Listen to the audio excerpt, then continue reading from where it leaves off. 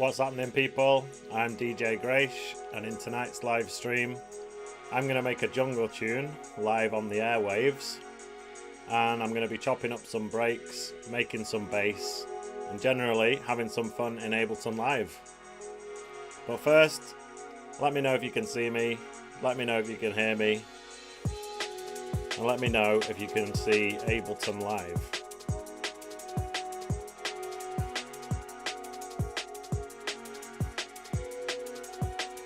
Big up E.E. Wilson.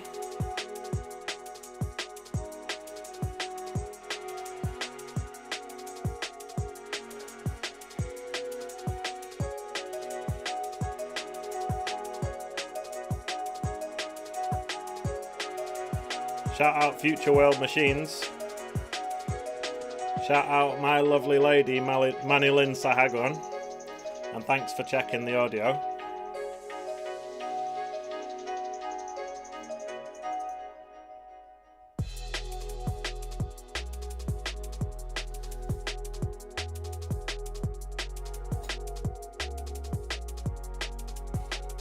Shout out Moody Mank. So as I was saying, in today's live stream, I'm going to make a jungle tune. I'm going to chop up some breaks. I'm going to make some bass. I'm going to use the wavetable synth in Ableton Live. And just generally kind of have some fun making jungle. Big up Aaron303 in the chat. So last week I launched my brand new course, Ableton Live Core Foundations. So if you're somebody who's a beginner or who's just getting into production and wants to know more about learning Ableton Live, check out the link in the description. It's djgrace.com.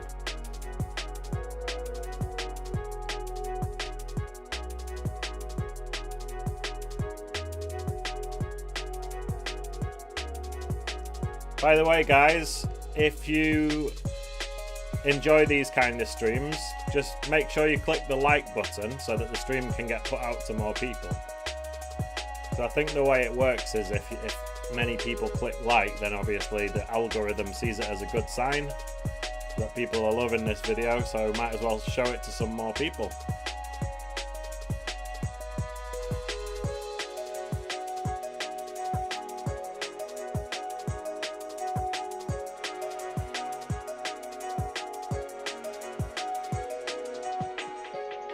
So how's everyone been? Have you had a good week?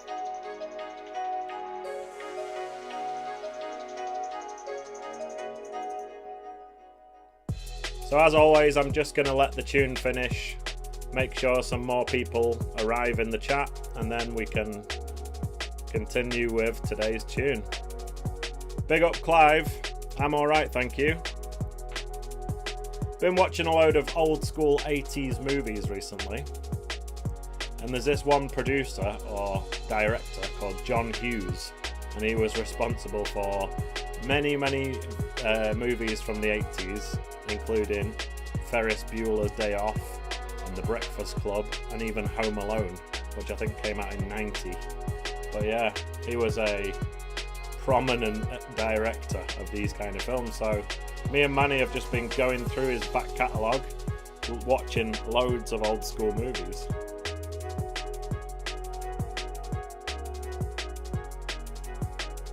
Other than that, went for a walk up the mountain yesterday. So we live next to this big mountain in Barcelona called Montjuic, and I call it a mountain. It's sort of a hill.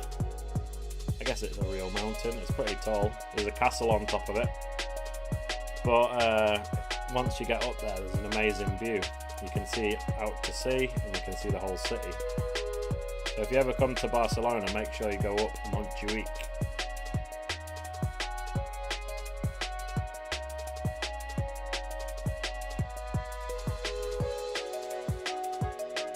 This tune that's playing now is called Side Quest, and I made it for a tutorial called How to Make Orchestral Drum and Bass.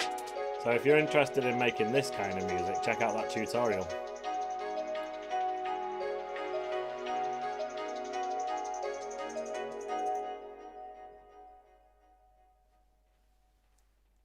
Alright, so I'm going to open a brand new Ableton Live set.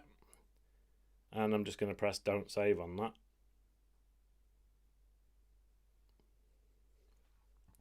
So, most people know the brand new Ableton Live set comes with 2 audio tracks and 2 MIDI tracks. So the audio tracks are there for you to put audio in, like sounds and samples, or you can record. And then the MIDI, it's for virtual instruments, and you can just play your MIDI keyboard, or you can put in the notes with your mouse. And Clive's saying American Werewolf in London. That's a pretty good shout, to be honest. Future World Machines is saying Rocky. So nice one for the suggestions. So we can keep our 80s movie marathon going. But so Ableton Live, the BPM, the default BPM is 120. Now I usually make jungle tunes at a few different set BPMs, and one of them's 143 or 145, and then I also do 163 and I do 170, etc. But one thing I was thinking is I never use 150 BPM, so maybe I should do 150 today, or 155. Let's have a listen. So I'm going to go into breaks, and I'm just going to get a break just so that I can hear what 155 sounds like. I'm going to go into arrangement mode here. So let me go into jungle breaks, and there's some classics in here, like for example the hot pants break. I'm going to drag that in. It's sounding kind of quiet in my headphones.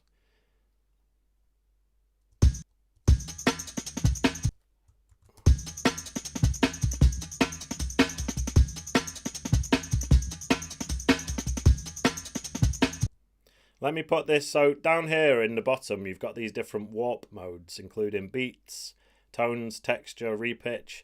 If you use repitch, then that's kind of technically, it's not really warping or time stretching it.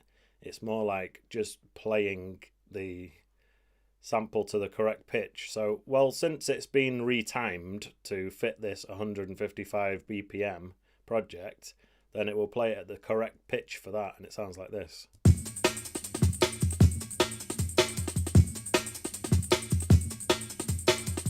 Now there's a few different ways that you can chop up breaks, so I'll show you a couple of different ways. First of all, probably the simplest way is to literally use the audio tracks and then just edit it or split it. So what you can do is you can click on a certain line like that, so you see this line is highlighted, and then you can press Command and E, and that splits it into 2 different audio clips. So what I'm going to do is I'm going to go through this. I'll put the grid onto 1/8. I'm going to use my arrows on the keyboard. So I'm just going to press the right arrow, go over 1/8, press Command and E. Then I'm going to press the right arrow, Command and E, and just keep repeating that until I've gone through the whole break, splitting it up. Now that you've done that, the next step is optional, but if you want to, you can actually color code and rename these just so that it makes it easier for you visually. So one thing you could do is you could say, I could use kind of traffic light style colors. So we could go kicks are red, snares are green, and then the shuffle parts are yellow. So this is a kick first of all, so I'll put that to red. Then we've got this part, just kind of a hat or shuffle, so I'll put that to yellow. And then I'll put the snare to green. Choose this green. So the next 2 slices, I'm going to put them yellow. And we've got another kick. Slice to grid. So Future World Machines is asking if it has slice to grid. And I'm not sure if that's the same as slice to MIDI. I actually don't know that feature. But possibly. Is that a feature for when you're working in audio though, or is that like slice to MIDI? Now this is a special slice because it's sort of a kick. It's definitely got some kick in there. It's like a kicky shuffle. So I'm going to give this its own colour, and I'm going to make that orange. In fact, it already is orange. Going to keep that one orange, alright? And then we're going to go back to red for the kick. We're going to do yellow for this little shuffle. Now, like I say, this technique that I'm doing now, it's totally optional. It can sort of help you when you've got long, complex arrangements of these slices. What was I doing snares in? Green. Alright, and those last two are going to be yellow.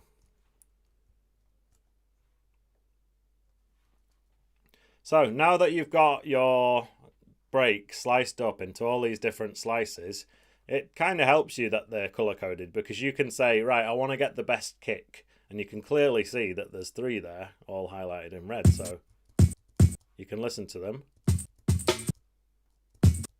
and just choose which one you think is the best out of those 3. I'd say the first one is the most balanced, probably the last one is a bit heavier. I'm going to go with the first one. So what I like to do is just copy them, and then over here at a different bar, for example bar 68, you can create a new area where you're going to put them back together again. So what you can do is grab slices from here, and you can either use the copy shortcut, which is Command or Control and C, and then copy it and paste it over here over on the right. Or if you like, you can just do this drag and hold Alt technique. So I'll just demonstrate that now. But actually, I'm going to use this yellow slice instead. So I'm just holding down Alt and I'm dragging that slice across here and just dropping it there. And it sort of clones it. Shout out Wavy. So, as I was saying, now that you've got them color coded, you can very easily choose which one's the best snare. So you can see clearly that we've got 4 snares all highlighted in green. So let's have a listen.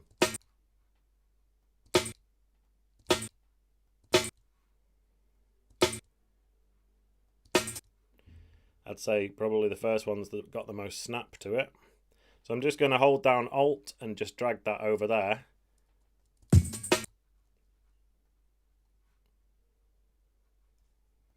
So I'm going to get the shuffle.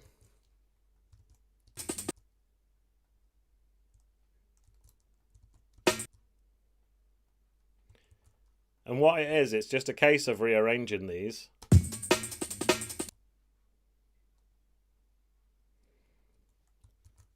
So you can just copy and paste these ones here over and over again in different orders. Or you can go back to your original break and grab different ones if you want to switch it up.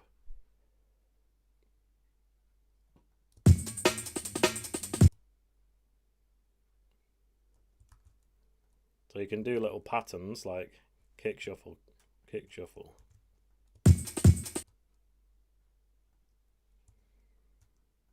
I might do kick, snare, snare, but I'll do like one of these snares and then one of the others over here, like this one.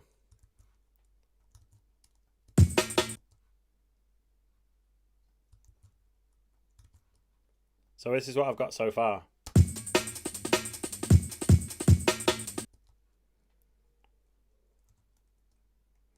Let's do a kick kick, but we've got the first kick there, and then I'll grab a different one, like this one, and do like kick kick snare. Grab a random snare just to switch it up. Back to the shuffle shuffle. You'll have to excuse the gas bags outside.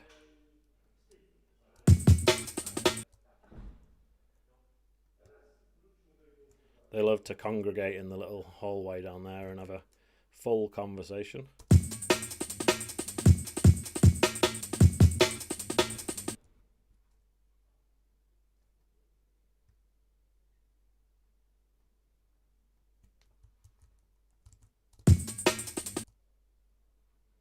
Maybe I'll do a triple snare this time.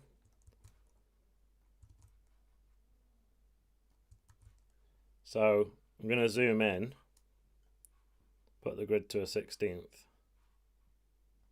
I'm going to put that snare there. Then copy this one. How's this? Alright, let me loop this section and play everything we've got so far.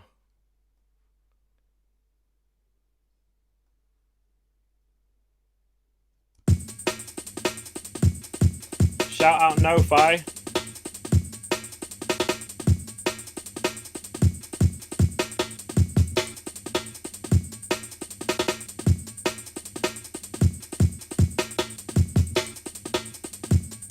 So one advantage of doing it the audio way like this and just having all of these slices is you can really clearly see all of the waveforms, which really helps out if you're sort of a visual person. And another thing you can do is just easily like warp, time stretch and reverse bits. So with this snare here, I'm just going to hold down shift and drag the end of it so that it's twice as long, and it sounds like this. Now remember, we still have it on repitch, so if you drag one out so it's twice as long, it's actually going to be much lower in pitch. So I might put that onto, oops, I didn't mean to click lead. I'll put that onto texture.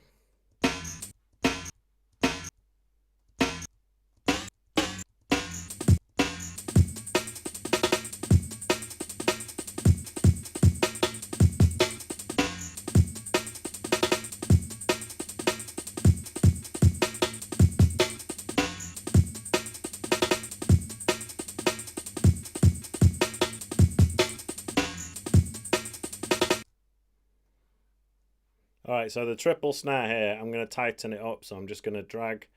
So what I've done is I've got the left side of the clip here. Holding down command, that allows me to move it freely, as in not snapping to the grid. And I've just tightened that up, and then I'm going to move the whole snare over. So that goes. This tightens up that little triple snare, you know?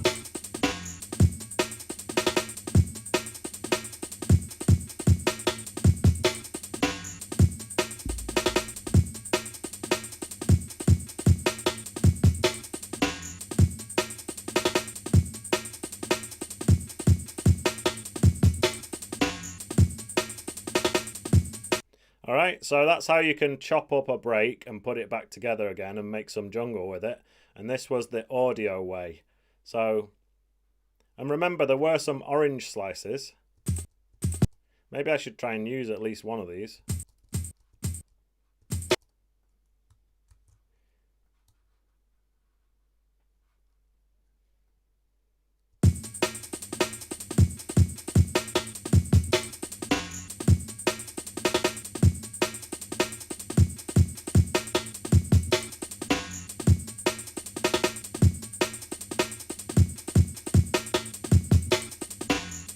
You know what, Clive? I have to admit to you that I totally forgot that I said that I was going to get the move. And what I did is I did take the push 3 back to Ableton, and I had a lovely chat with the marketing manager, and unfortunately I didn't grab the move.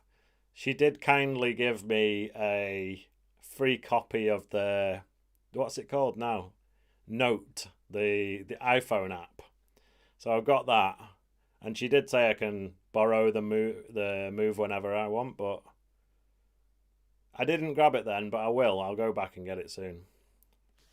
But yeah, it was good to give, to be honest with you, you know when you've got like, because you probably know this, but the push, especially the standalone one, it literally costs like 1,500 quid, you know? And when you've got that kind of thing in your house and it's not yours, then you're even more paranoid that something's going to happen to it. So it was kind of a weight off my shoulders to finally give it back to Ableton and just be like, thanks for that. And I filmed one more video with it before I gave it back, which is like in the editing phase now. So there will be another push 3 video soon. It was a jungle one as well, so I was chopping up breaks. Anyway, guys, most of you know Human Synthetics and Groovin in G. They're both jungle YouTubers, and recently they brought out a sample pack called Mutant Breaks. And what it is, it's like a load of breaks that they've taken and they've chopped them up, they've put effects on them, they've put them in various different orders, and there's loads of breaks in it. So I thought I'd show you that today. So if we go into the browser here and go into samples, we've got mutant breaks here. So first of all, I'm just going to play some of these. Let me turn up the monitoring a bit. So let's just have a listen to some of these breaks.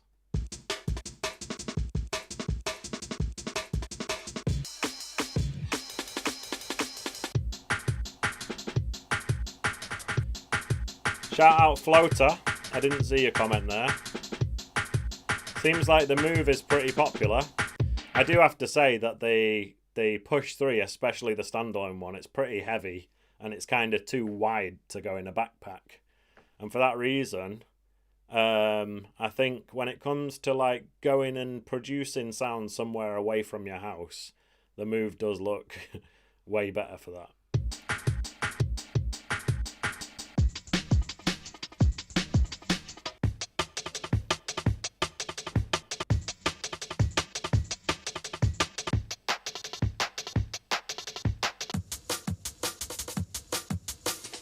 Amazing.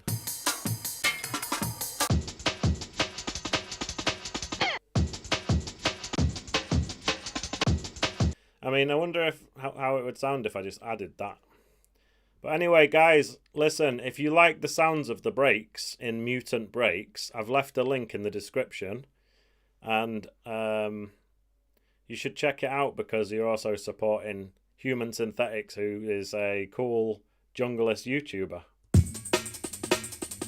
I'm going a bit slower than this break. It's 168 and I've gone for 155, so obviously it's going to get a bit slowed down. But let's just drag that on an audio track and see what it sounds like.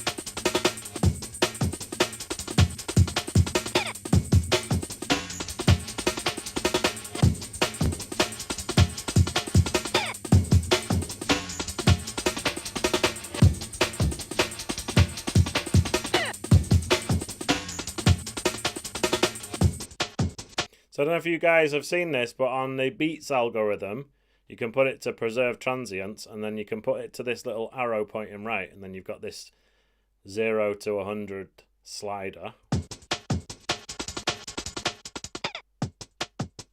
When you slide it down, it sort of shortens the hits. Shout out Boomerang.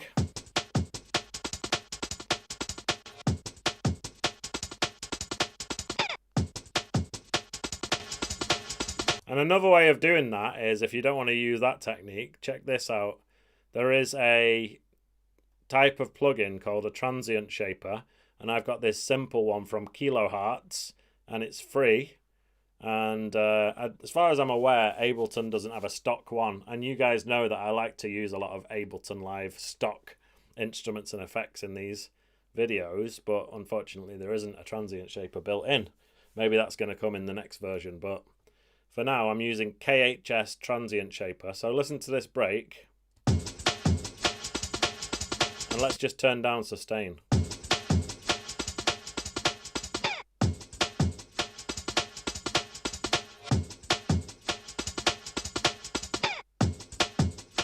Let me turn it on and off again. So here's without it. I'll turn it on. Now what it's done is it's tightened up all the hits so they don't go on as long, which when you layer in several breaks together, it can help to make it slightly less messy. So let's have a listen to these two together.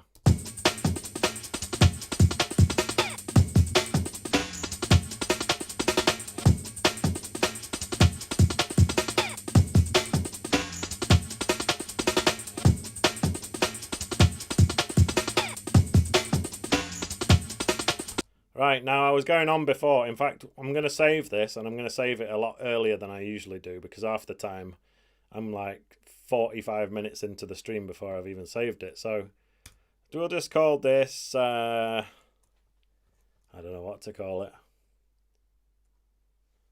Give me a break.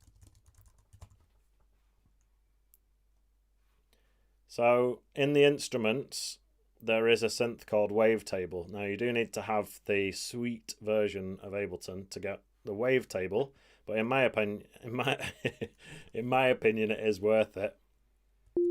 So I'm going to use my computer MIDI keyboard. So in the top right of the screen, you've got this little keyboard, and if you turn that on, it allows you to use your computer keyboard and just play it like this. And that's just me pressing the middle row of my keyboard, as in A, S, D, F, etc. And then some of the ones of the row above are like the black keys as well. So you can get playing, as long as you've got a copy of Ableton Live, you can start playing without even having an external keyboard. So that's pretty handy.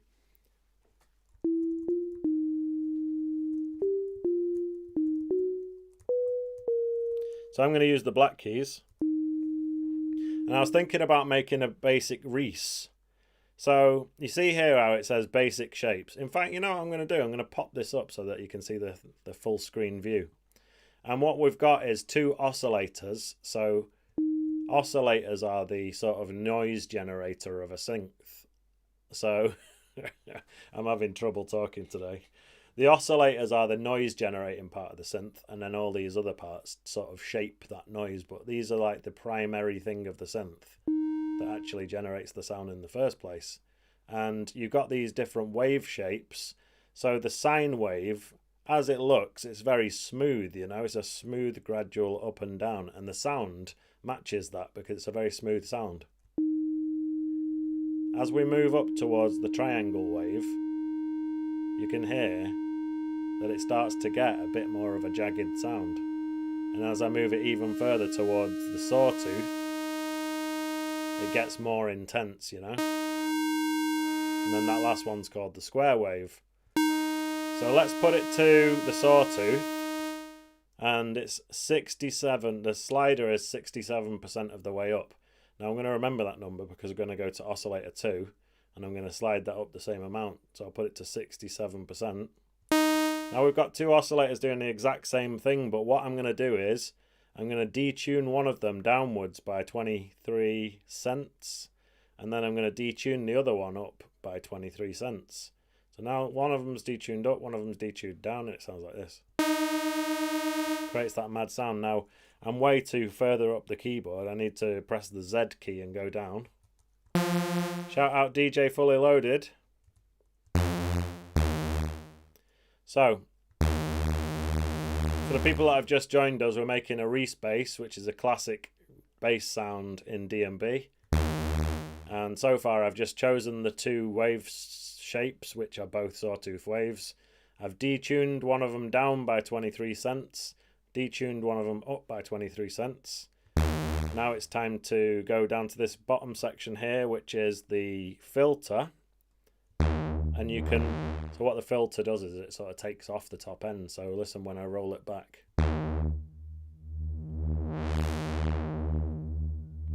So that's pretty handy. And the filter also comes with this overdrive.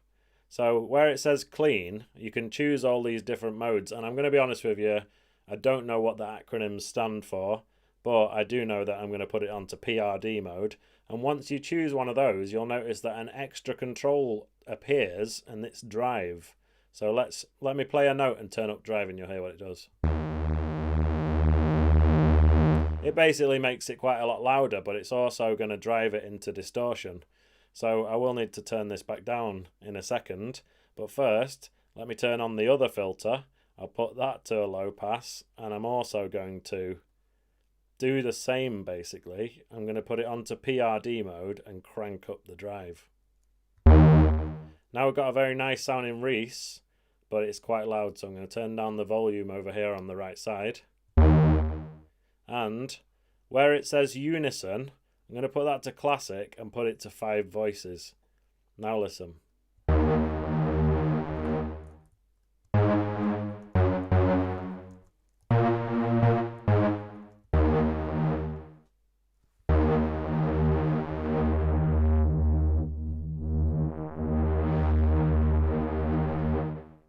Let's play it with our drums.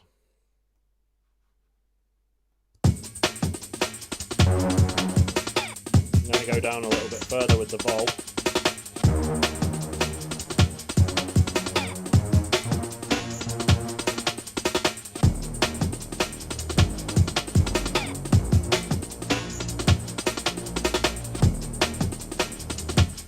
We've got someone who knows what he's on about in the chat. Shout out Ben. He's saying the overdrives are modelled on different synths. That's what the abbreviations are for. So let's try and guess. Do I know any of these synths? OSR, MS2, SMP, PRD. No, I have no idea what they are. I'm not exactly that knowledgeable about the synths. So Ben, do you know what any of these abbreviations stand for? So I was thinking about doing this.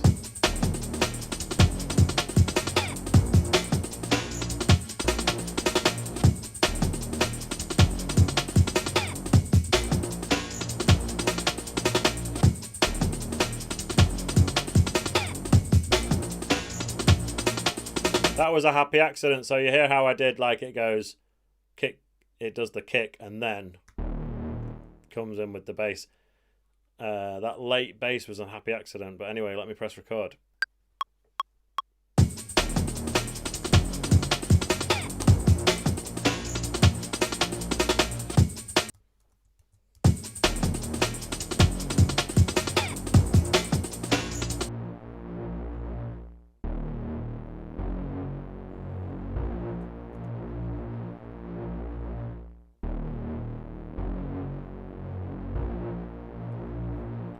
And we can make it even dirtier by putting the saturator on it. So I'll just get the saturator and put that after the wavetable.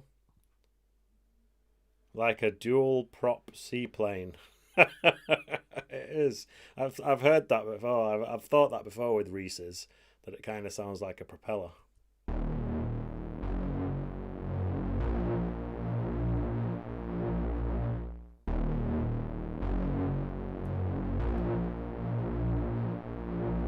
So let me get the standard sub sign.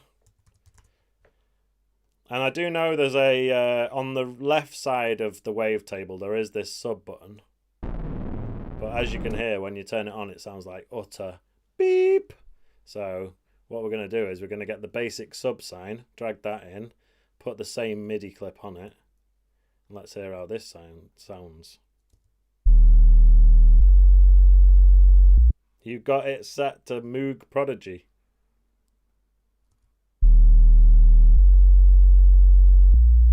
Okay, sorry guys, I was like totally distorting there.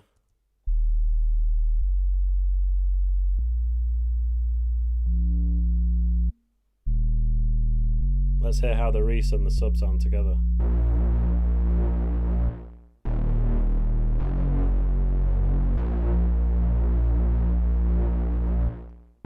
Alright, so Jago's saying that the PRD stands for Prodigy mode, so I never knew that, and if that's true, that's pretty cool.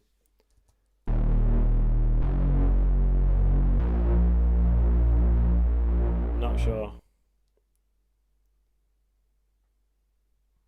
In Wavetable, that's one of the synths it's based on.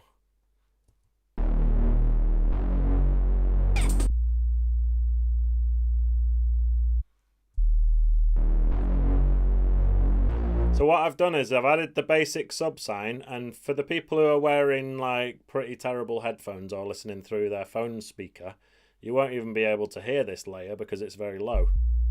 But let me show you in the spectrum analyzer. Let's go to audio effects and grab spectrum and just put that onto the master, and we can have a look at these notes. So the first one is at 40 hertz, so it's like you know, you could say it's at 30. Yeah, it's 40, and then we're going up to like 60, so it's low. And I'm tempted to put the distortion on it and stuff. You know, here it says overtone and distort, so you can put these on it to make it audible on the wax speakers. But the thing is, I've already got an extra layer that is audible, which is the wavetable. This subsine is literally, its job is to just be there, filling in the sub bass region and making it sound weighty as hell. So let's hear it all together. And sorry guys, I am totally going into the red here. Please excuse me for that, but I'll just drag all of these down.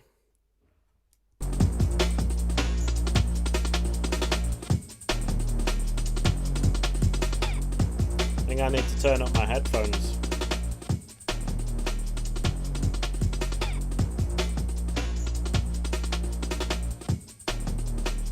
And the sub, despite the fact that you can't really hear it on whack headphones, it is pretty loud, so I'm just going to turn it down. A bit Alright.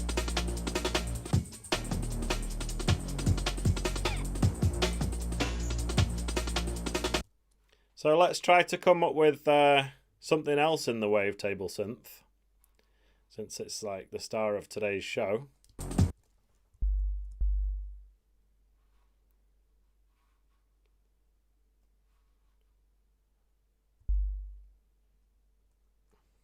Wait.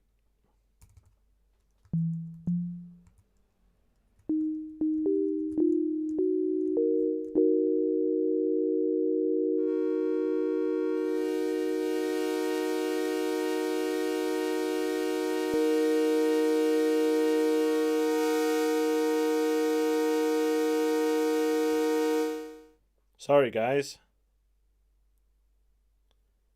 But I just thought that's actually a pretty cool way. Obviously, it's another story when you're on a live stream and you're trying to entertain people. But if you're just sitting at home, that's actually a pretty cool way of like dialing in the sound.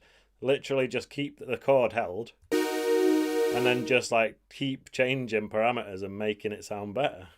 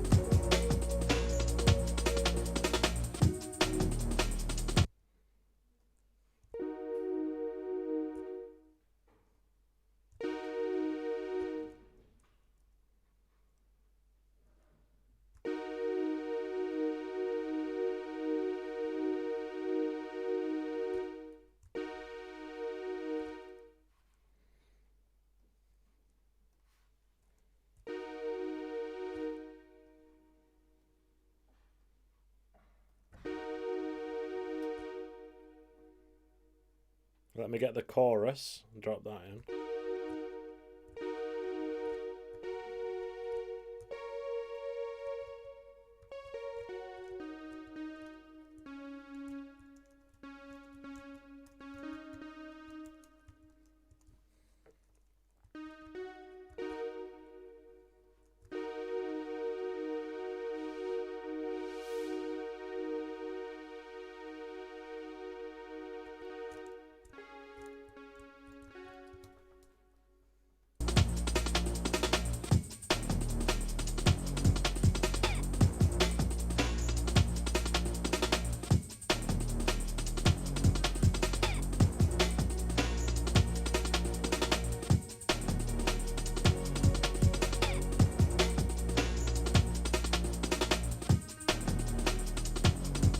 Alright, let me get the delay.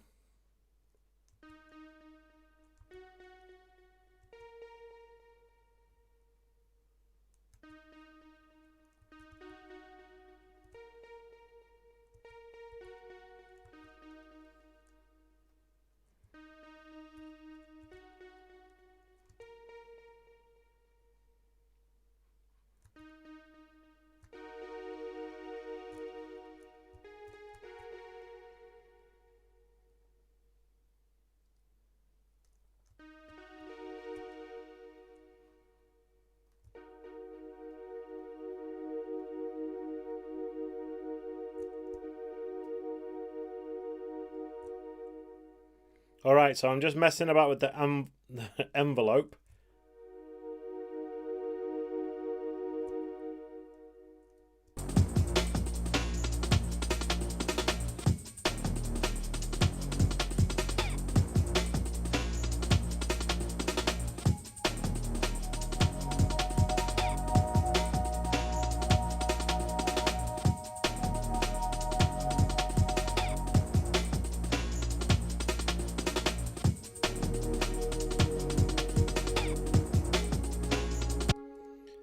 You know.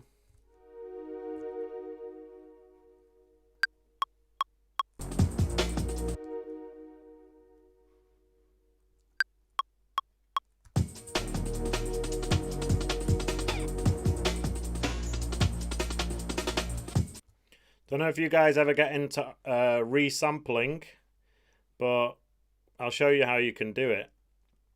There's a few different ways to resample something. One way you can do is just to right click and then go to bounce track in place. And then there's another one where you can create a track, an audio track, and then in your routing here you can go audio from resampling. So that's what I'm going to do now just to show you. So I'll solo the wavetable that I've just done. And let me just turn off this looping. And I'm going to press record. Need to arm the new track, which is set to resampling. Now watch this.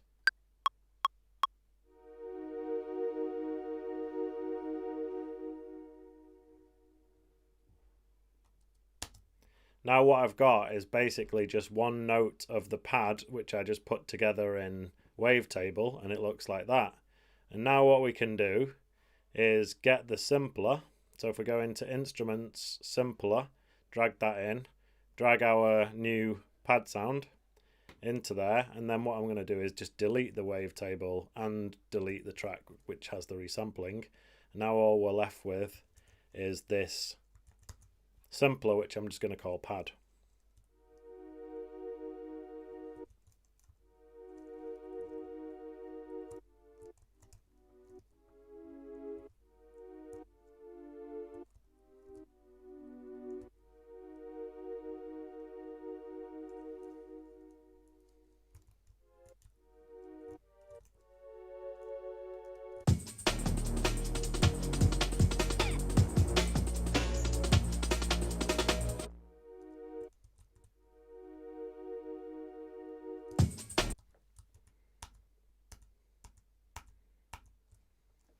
So I've just pressed undo a bunch of times because I've realised something. That it's a totally different type of chord that I want to do next. So it's not going to work to just resample it. Let me turn on the little monitoring button.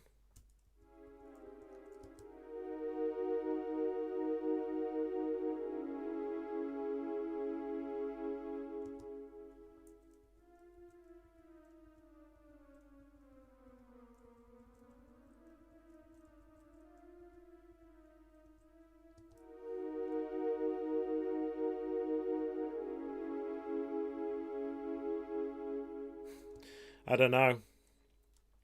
It just sounded wrong when I resampled it. I was trying to be clever. Sometimes you've just got to press undo and try it the other way and admit that you were wrong.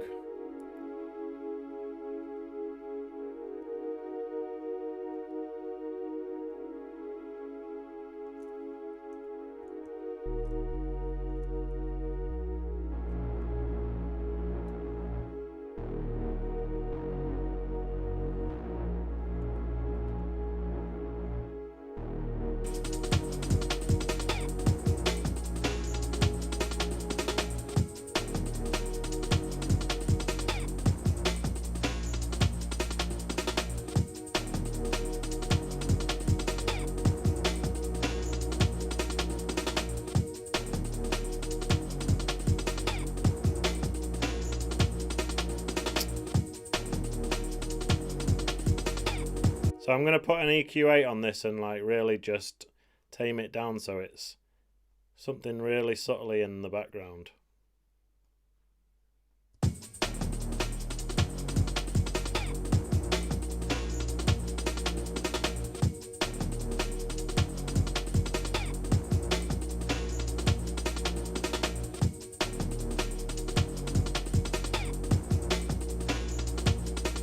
So Ben was saying that the filter overdrive, so the abbreviations that we were on about before, in this filter section here where you've got clean, blah blah blah, PRD. So these are like different types of overdrive circuits or filter circuits.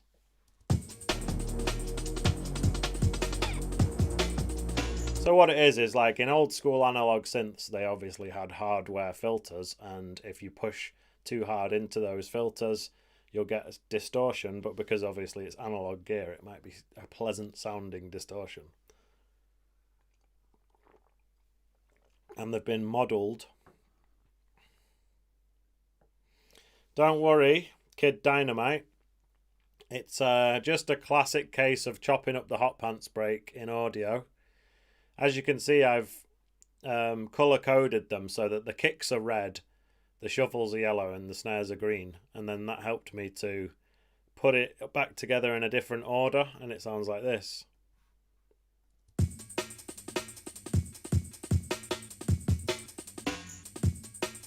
I then went into Human Synthetics and Groovin in G's new sample pack, which is called Mutant Breaks, link in the description, and I just grabbed this break.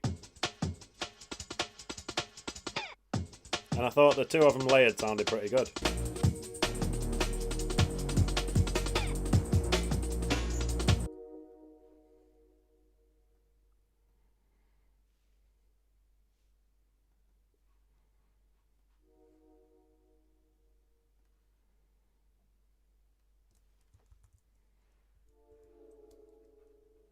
Wonder if it was just the last bar that went down. How would that sound?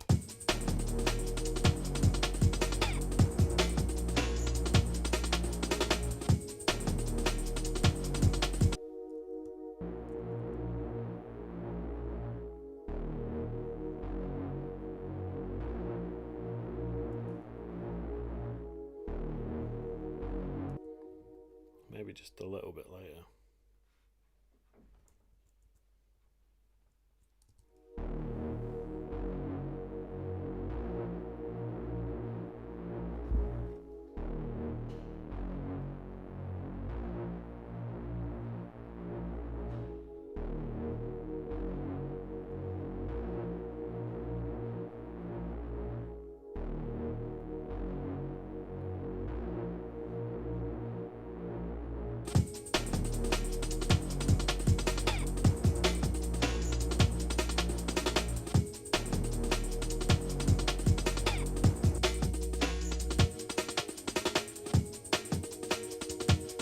So you guys know me well. You know I love a good 808 and a jungle tune. So let me just quickly go through it, and I won't describe the whole process because I've told you in almost every tutorial ever how to do this. So just let me just whiz through it really quickly.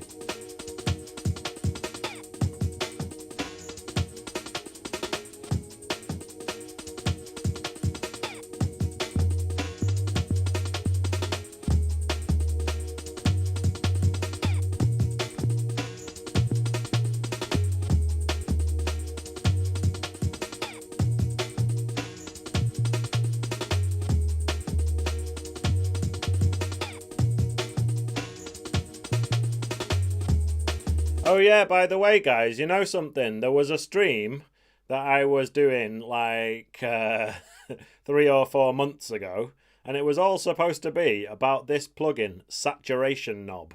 And it was one of them streams where the technology wasn't working with me and I ended up having to abandon it.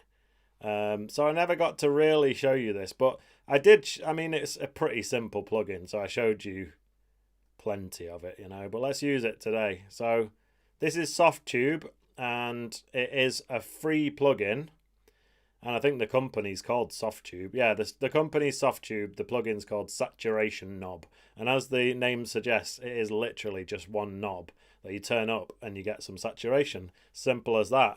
Now it has this feature over on the right side which is gain match. So the idea is you turn it up, it's way louder, and then you press gain match, and it should be the same volume as it was before.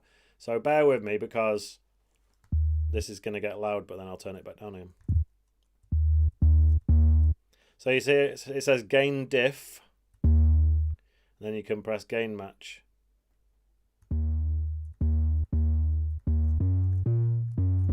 Now, there was some confusion about the saturation type and what keep high and keep low actually means. So let me just break it down for you.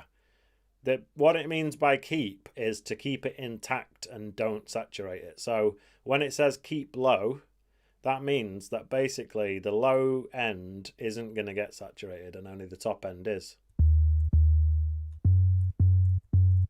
I think you'll agree that sounds pretty dope on the 808.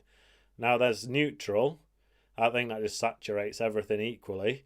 And then keep high, it's going to saturate the bottom end and keep the high end clean.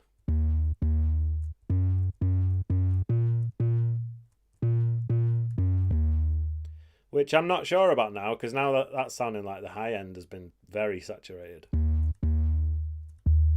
But either way, it's safe to say that the keep low is the one that's making the sub bass sound fat. So let's record in a couple of notes with this.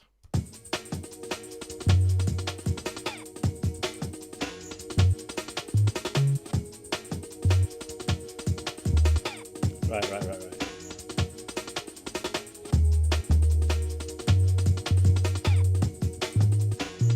All right, I got a couple of questions. Well, Kid Dynamite is asking a question. He says, do you prefer working with samples on the timeline over slicing to MIDI?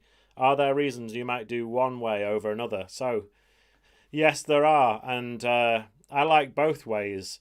But I was saying before when I chopped this up, you see this one snare here and how I've made it longer. That's one advantage. So when you're working with audio, you can easily just like time stretch bits, reverse bits, chop them up, pitch them up, do whatever you want. When you do it with MIDI, it's a little bit more difficult. You can still do that stuff. And what you'd have to do is, when you've sliced it up to a new MIDI track and they're all there in the drum rack, you have to basically duplicate the snare to a different square and then time stretch it out. And then you've got that time stretched snare, which you can then program in with the MIDI. And yeah, it's a bit of a pain. But there are obviously advantages of doing it the MIDI way. And one of the main advantages, which I was showing you in the lesson, do you remember when I gave away the free jungle template? And by the way, guys, if anyone wants a free jungle template, just go to patreon.com/Graish. You do have to sign up as a member, but you can be a free member and you can have the free jungle template. And in that template, basically, there's like 4 different breaks that are chopped up, including the Amen break, the Think break, Hot Pants break, etc. And what you can do is get one MIDI clip that you've chopped up, that you've arranged so that all the kicks and snares are in the right place and stuff. Literally just grab the MIDI clip and move it to the other tracks, and it just plays the break. So that's the advantage of doing it the MIDI way, that you can easily just take your MIDI clip, put it on a different MIDI track with a different sliced up break, and it's just instantly arranged. So that's cool. So like I say, if you want the template, patreon.com/Graish. And while we're talking about websites, I also have my own website where I have a course. So if any of you guys are beginners, there is a new course out called Ableton Live Core Foundations. And if you want to learn how to really use Ableton Live and all the ins and outs, check out the course on my website. It's djgraish.com, and the course is called Ableton Live Core Foundations.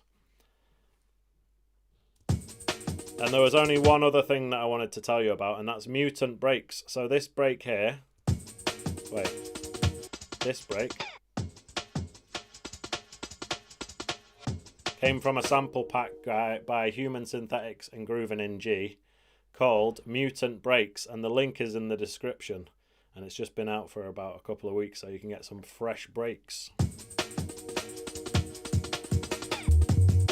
Okay, so after having a little break and then playing it again, I realised that the 808 is pretty loud.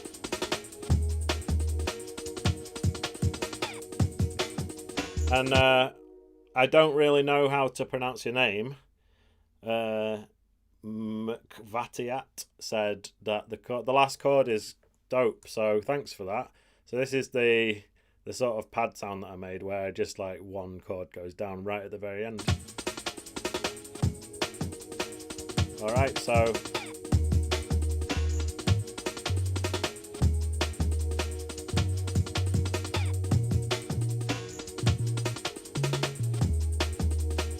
let's just record in a quick 808 pattern. Why is it starting there? Start at the beginning.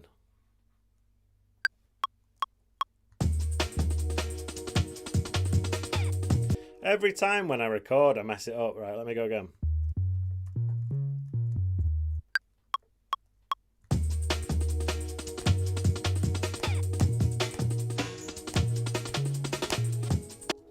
Something like that.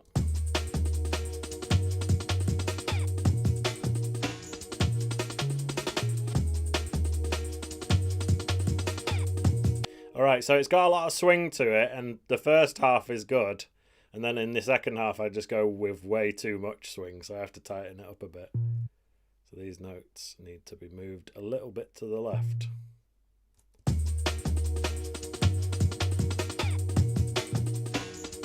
Actually, it was just 31. This one needs to go back. Shout out Gachi.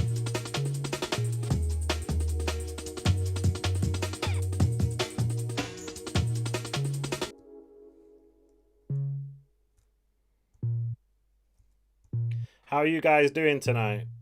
Have you had a good weekend?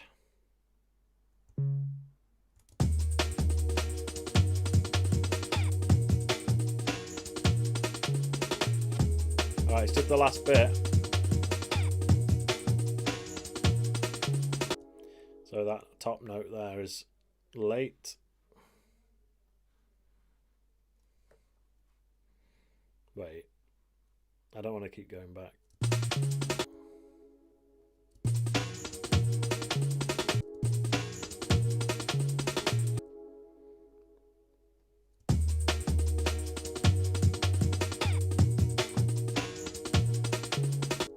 So let me move this one a little bit earlier.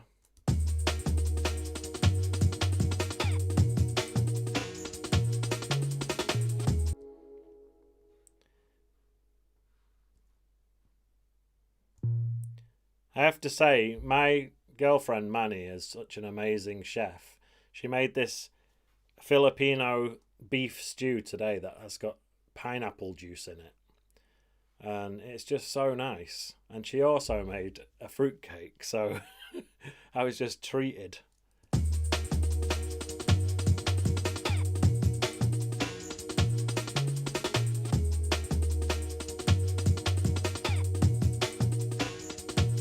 Alright, so that's one bass line, but we've also got this one.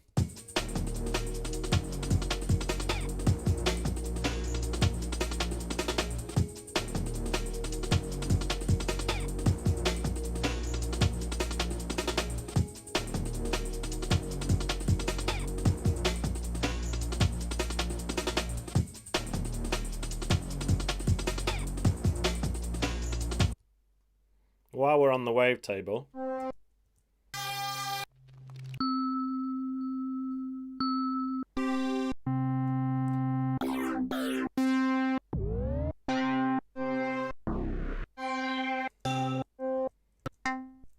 simple pluck. Right, I'll get rid of the delay.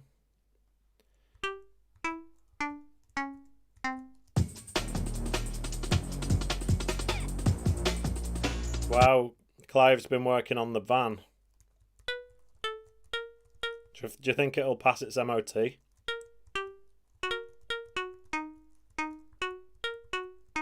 And when you go in there, do you say, yeah, I've been welding away? Or do you just like keep it under your hat and see what they say?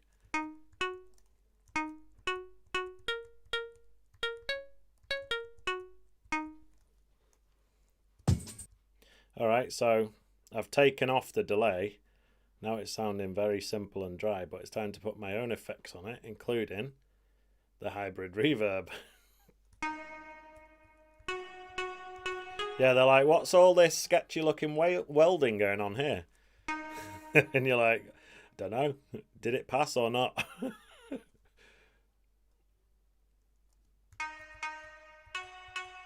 That sounded like, you know that tune, the XX?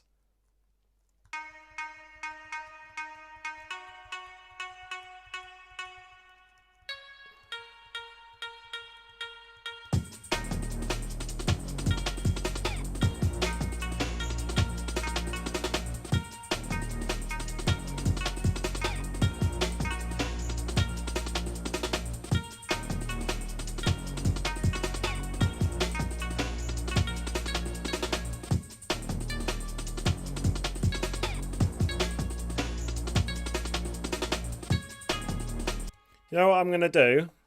Spontaneous spur of the moment decision. I'm going to get the MIDI keyboard out. Because I'm playing like the black keys, you know. And then basically I feel a bit limited.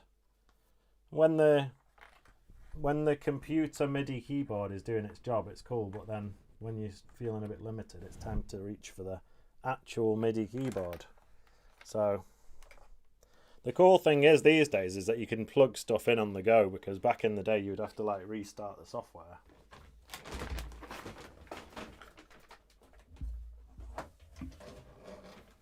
Alright, so for the people who've never seen it before, let me switch cameras. This is what we're working with. The Alesis Q25, courtesy of my mate Spen. So my friend Spenner, he kind of borrowed me this and then never asked for it back. So I'm kind of assuming it's mine now. But if you're watching this, Spenner, if you ever want back the Alesis 25, just ask. Otherwise, it'll get used in these strims. So with a bit of luck now, I should have the basic pluck coming out of this keyboard, and I can have a few more black keys to play with. Alright, sorry for all the faffing. Alright, so see that? It just works straight away. So you have to big up the engineers and the people behind the scenes that are constantly trying to improve this stuff and make it easier to work with, because I distinctly remember back in the day when you plugged in a MIDI keyboard and it just wouldn't work, and then you'd have to restart Ableton. Anyway, the last thing is that it's kind of got a wobbly, one of the feet's missing. So I'm going to put something under one of the corners. In the meantime, have a listen to this.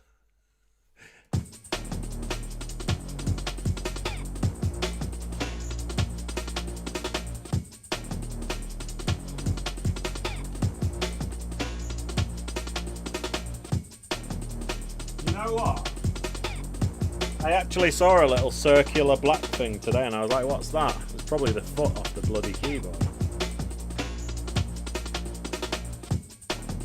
Anyway, but I can't have it wobbling like that, it's way too much.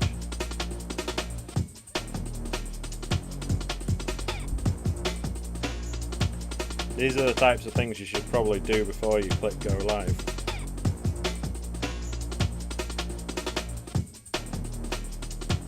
Right, so I basically just got a load of cards out of my wallet and put them under one of the corners of the keyboard.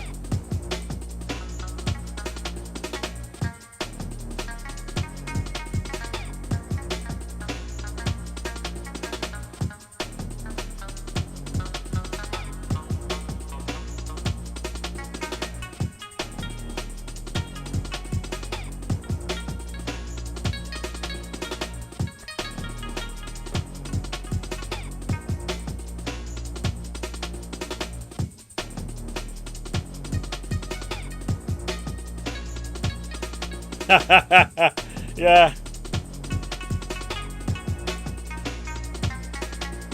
Who uses a wallet?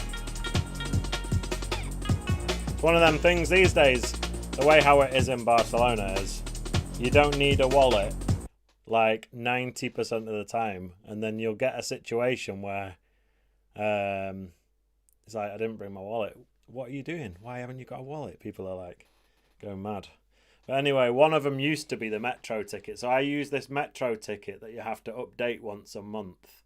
And once a month I would get down there in a hurry, trying to get somewhere, try to use my ticket to go through the barriers, and it's run out. And then it's like, the machine didn't use contactless, you know?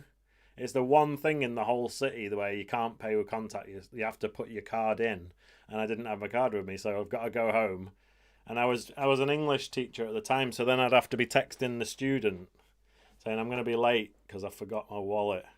Happened a lot of times, but actually now they've updated the machines and they work with contactless. So you can officially just go around with strictly contactless these days. And then there was a guy on the bus. I landed in Barcelona and I'm at the airport and it's the middle of the night. And there's this bus driver sort of got this attitude like, of course you can't pay on your card. What are you thinking? Of course it's cash only. And I'm like, well, the whole rest of the city is pretty much contactless card these days, you know? And there's a certain buses where they're like, of course you can't pay with coins. What are you thinking? But on this one specific bus, he's like, yeah, coins only. And I just had to not get on it. And I'm stood there with a suitcase in the middle of the night like a prat because he wouldn't let me on the bus. What a joke. And then it started thundering.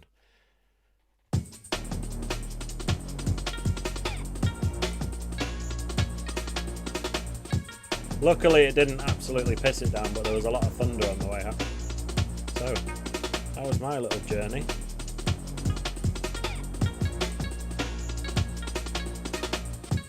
Maybe I'm just stalling because I don't actually know what to play. Sometimes it's good to just play a little riff of like 3 notes or something and then put a load of delay on it.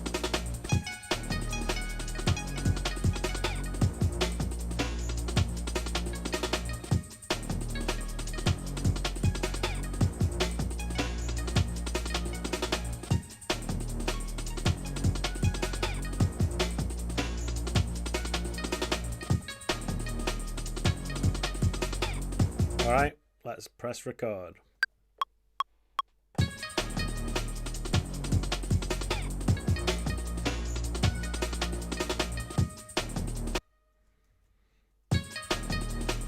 Yeah.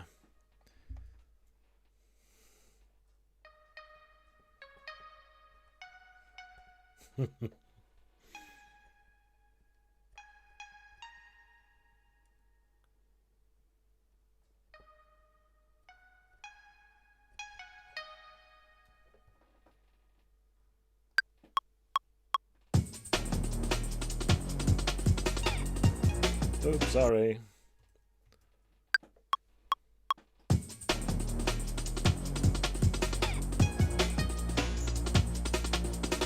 And that's it.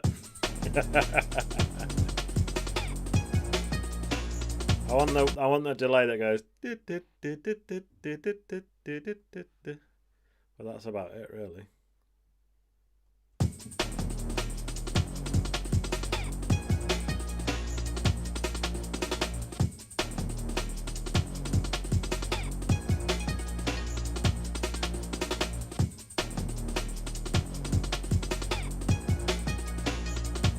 All right.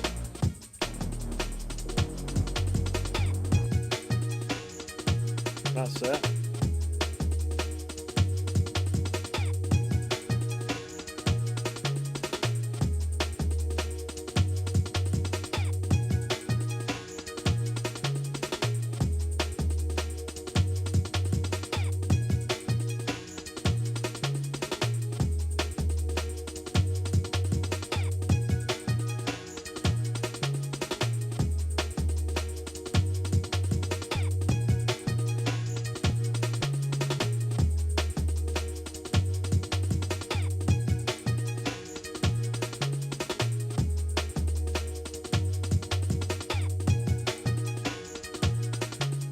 Don't know if you ever do this, but with the 808, you've got a choice of whether you want to keep the little knock of the kick or if you want to put the start marker till after that.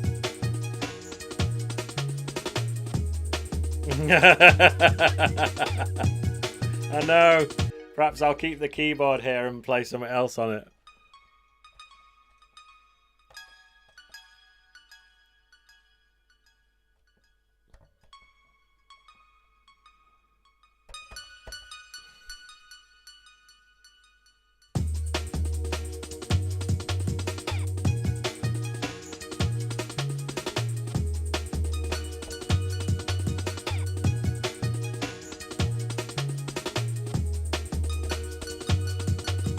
How about that? But it was a bit early.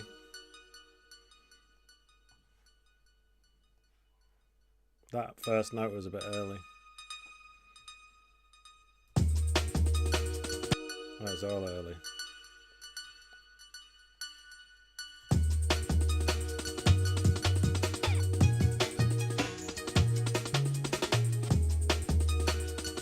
Clive, were you watching last week?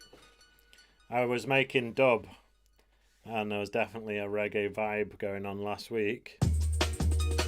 So now I feel the pressure to branch out and do something else.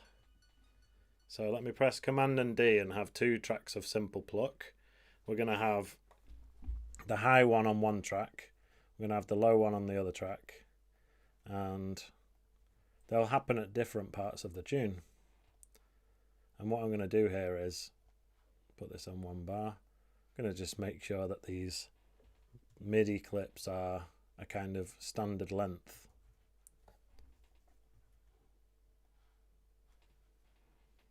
Like that.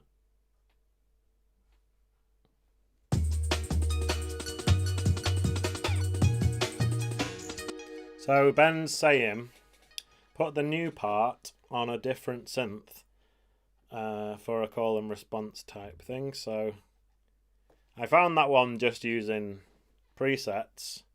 So let's go back into the wavetable presets and then just do a sort of wheel of fortune. This is where you just spin the mouse wheel. This is called Wheel of Fortune.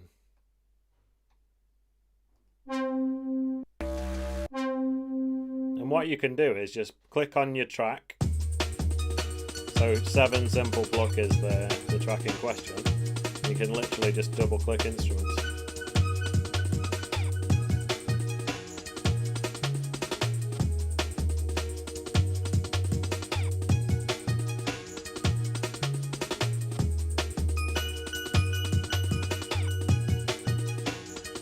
Just beat it, kid. So that must be like a... That Just Beat It must be based on a Michael Jackson tune.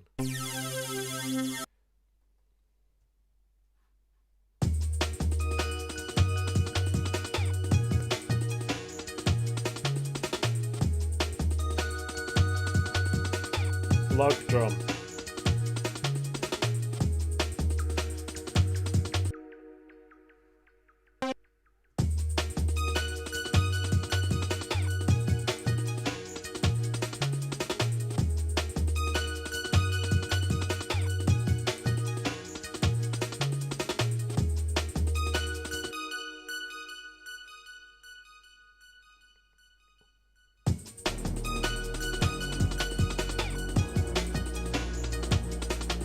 Doesn't need as much delay. I think it doesn't need as much decay on the actual synth. What about mouse pluck?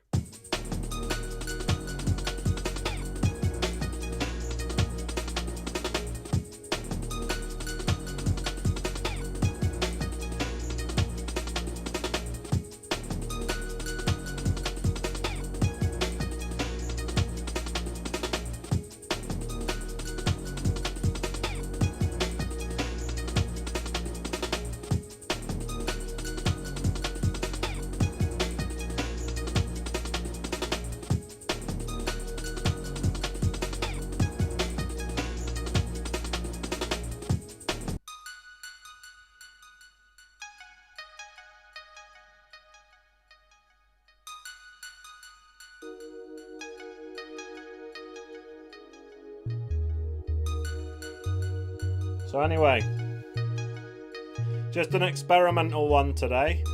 Just messing about, doing whatever I feel like, and feel free to give me suggestions in the chat of what I should do next.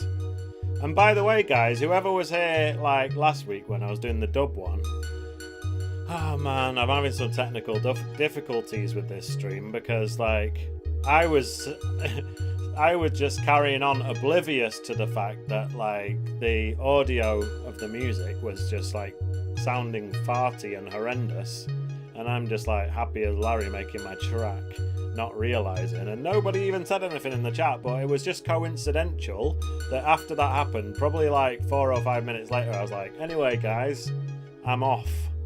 And maybe some of you thought I was off because I was having technical difficulties, but I was blissfully unaware that was even happening.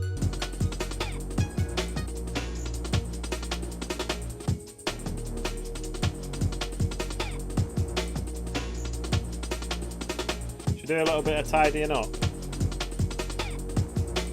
Yeah, towards the end, big oops. You heard it. Couldn't believe that when I heard it. So anyway, that's I feel like I bang on about this on a weekly basis, but basically the laptop I'm using, I mean, it's ridiculous. Look at the CPU meter. We got like all these tracks running. We're only getting up to like 7% of CPU. So the computer is clearly not struggling. And that's while it's that is while it's running OBS as well. So it's running the stream, it's running Ableton, it's only using 7%. So it just kind of looks like my computer is doing fine, but then it just freezes the stream and it's really frustrating. Anyway, just carry on. So I'm going to call that woke break. All right, and then we've got this is the respace. This is the sub bass. This is the sort of long chord, which you could call a pad. This is the 808. We've got pluck 1 and pluck 2. Let's just call it that.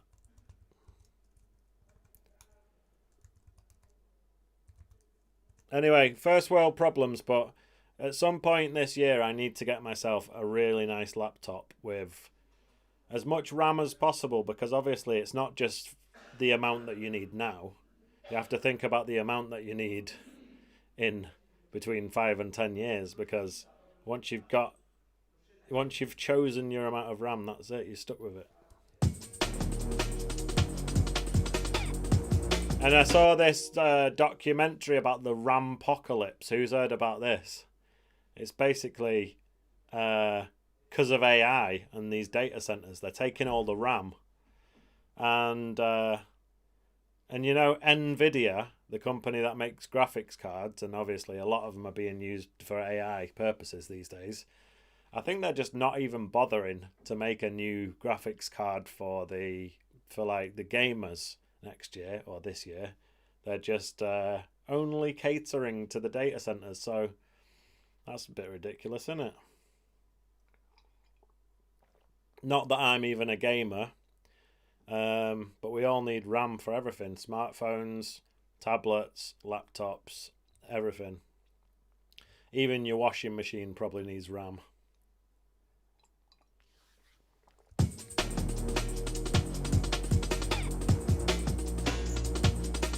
Yeah, it's going to be expensive next time you need a computer.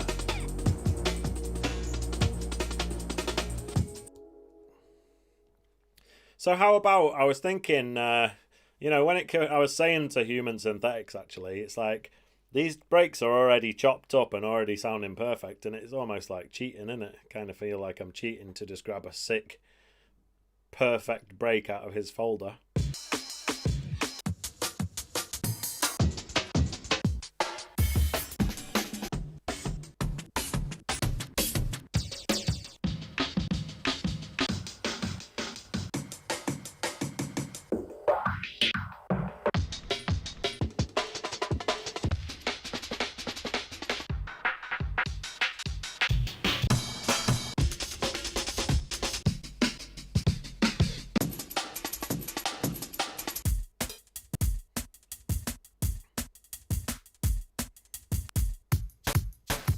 So he was saying to me that that's what I mean. I guess I'm going to have to chop it up and make it my own. But he was saying that basically when it came to making the breaks, you can see that some of them say GG, and others say HS. So that's Groovin in Synthetics. Groovin in G is GG. Human Synthetics is HS. And he was saying that with his ones, he sort of made them a bit more towards two-step type patterns.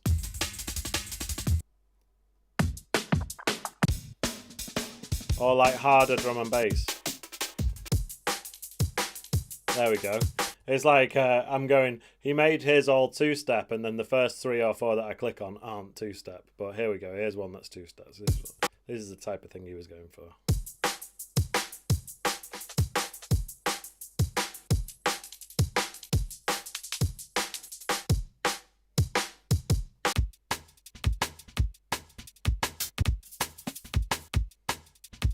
So perhaps I'll just take that. I'll get the first little bit and oops.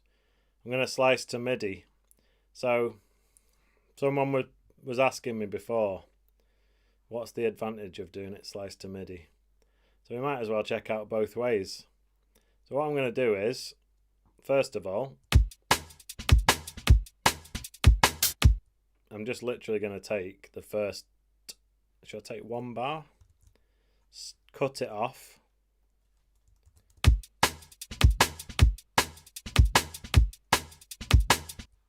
I'm going to just press Command and J first.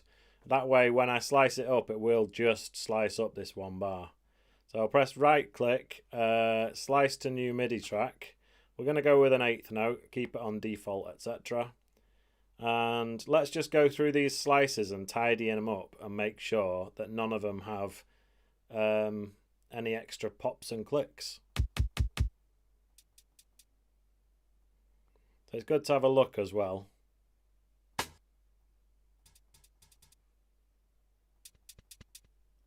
So here's, I mean, it seems to have sliced these up perfectly.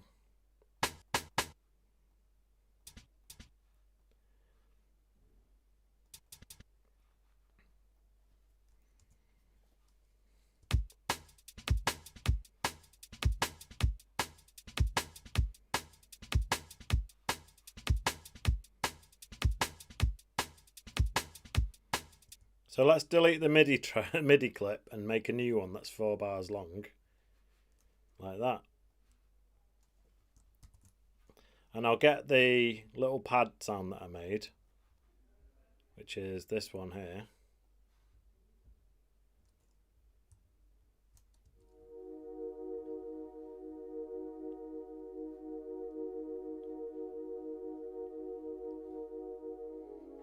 Now because I sliced up the break to 1/8 note, I need to put my grid to an 8th note.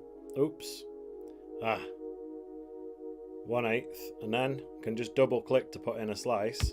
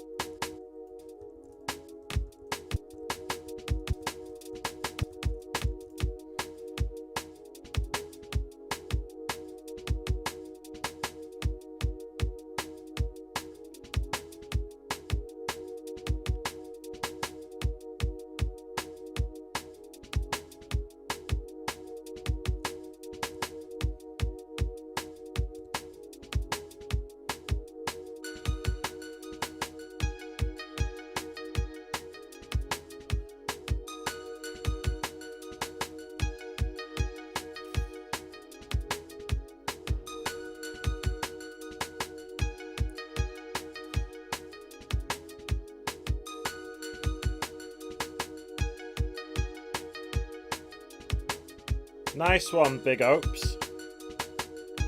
I'm just messing about. It's like, but yeah, it's starting to sound alright. So this is like that break with it being kind of smaller, like not as aggressive and stuff. It was sort of chilled. Made a pretty good intro break. So I've got this one folder here called Music Radar Rave Samples, and let's go into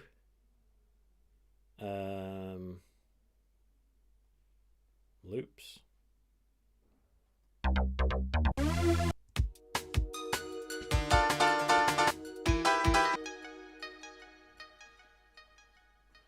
On second thoughts, let's not use that folder. I've got other rave folders. Let me just type in rave.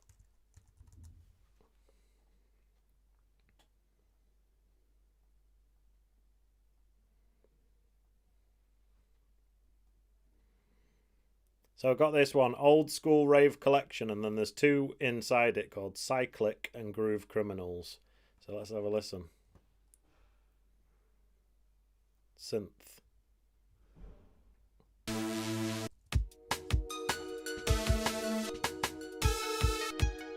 Okay.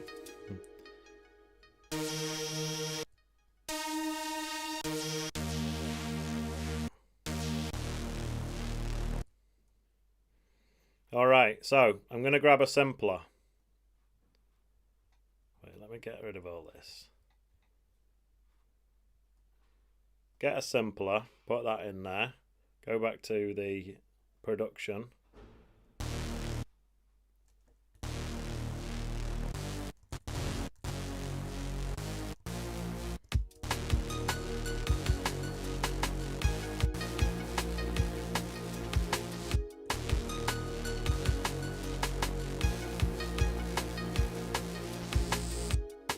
So we can start off with the super chilled intro. And then somewhere around bar 17 it drops into.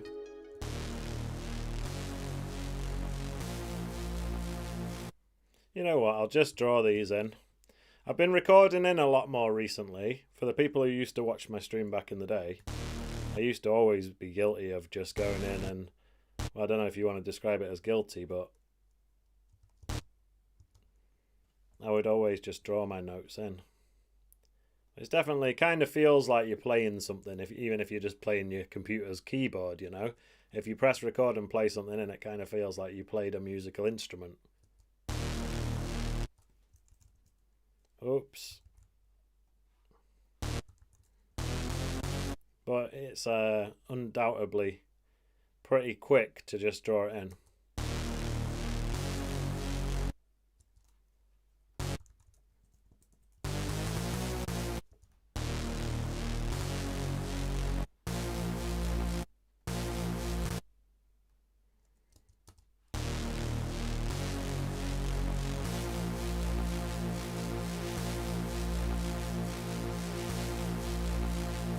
Oops. I know, well, it's like difficult to quantify, but how much do I know about music theory? Well, I know that, put it this way, yeah, this sample is in D sharp, right? And you'll notice that I've actually put the first note in as C on my MIDI keyboard. Now, in my mind, I know that that's not actually a C. I know that it's a D sharp, right? So everything going up from there. For me, it's all about like by ear, basically. I kind of know what sounds good together, and I kind of know why. But if you said to me like what notes are in the E flat scale or whatever, I would just say, I don't know, E and a load of other ones.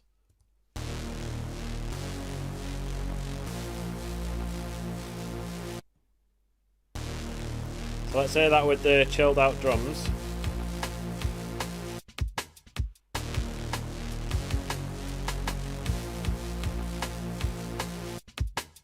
And then it's supposed to drop into this. So right now we've got the intro part is like heavier than the drop, so that's a problem.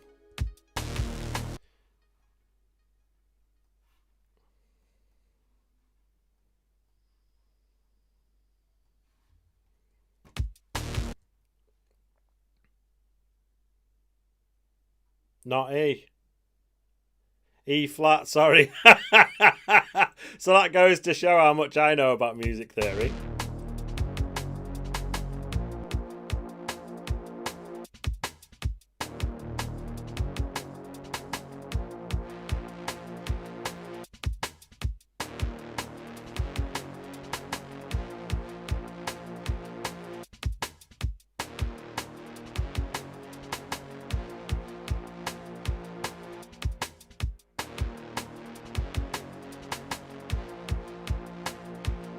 Yeah, that's it. You just hear what works.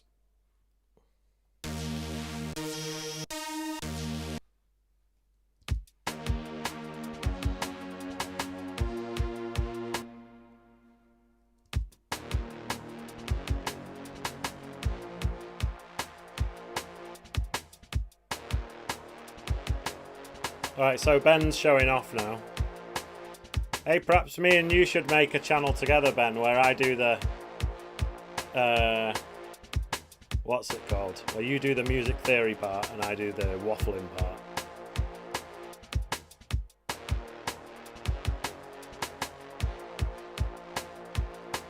I used to live with a guy who went to jazz college, actually. He really knew his stuff.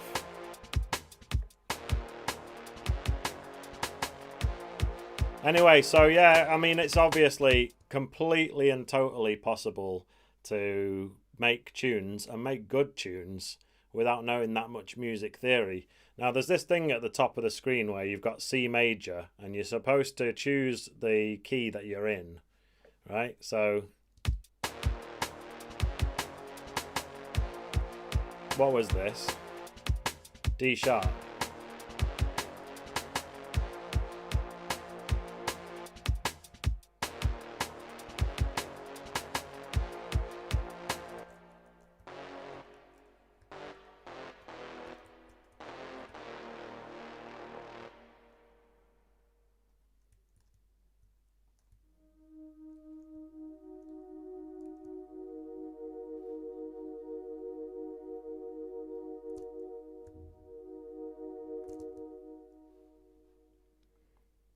So anyway, let me show you this, right?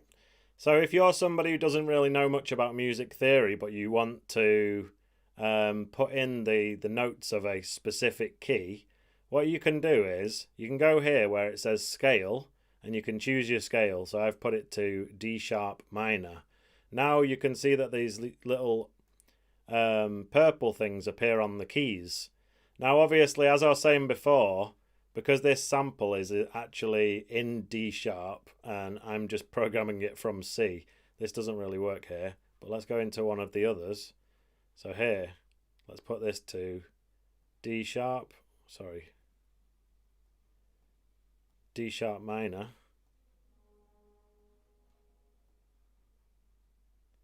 Now we should see that every note that I've used, no, it's still not even true, but every note of the first chord at least is on one of those purple. So the idea is it'll show you the purple thing on the keys that are in that specific scale, and then you can press scale up here. It'll actually get rid of all the ones that aren't in that scale. So you when you're in this mode and you've pressed scale and it's only showing you the ones that are actually in that scale, then you can just put in your notes and you'll know they'll always be in that scale. And then there's also this button called fold, which basically gets rid of any ones that you haven't put a note on. So now it's folded it down to just these. So yeah, you can use scale mode, and I don't know if you guys like to use the push, but on the push you can put it into that scale mode where, you know, it's got 64 pads and you can play the pads, and when it's in that scale mode it means you just can't put a foot wrong. You can just like press any pad you want and it will all be in the right key.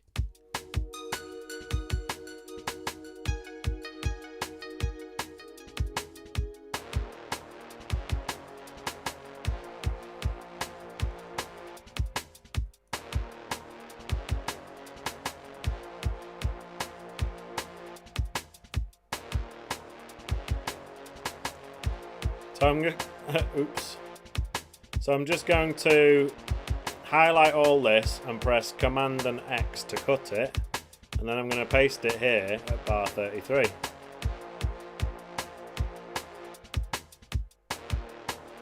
So Ben was saying while you're in scale mode, you can create a chord and then drag it up and down. It will ensure all the notes are in that scale. So watch this. Let's go back to our pad channel and just create a MIDI clip. And let's just press scale. Let's just put in 3 notes like this.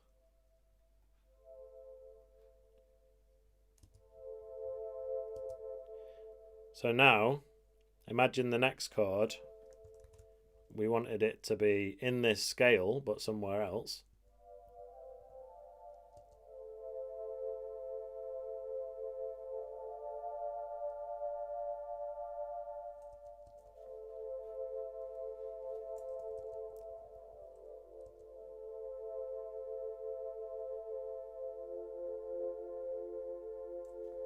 Really nice. I'll come back to that in a bit.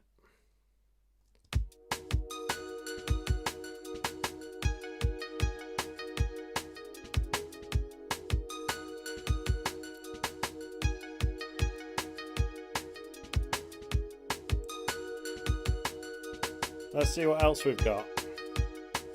So as I was saying, I've got this old school rave collection with Cyclic and Groove Criminal. So let's go into Groove Criminal. And there's a lot of rave sounds.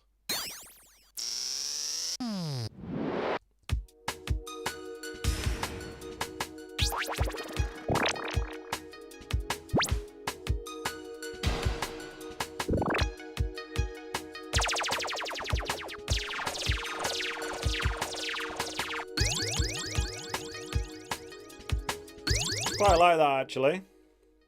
Throw that in.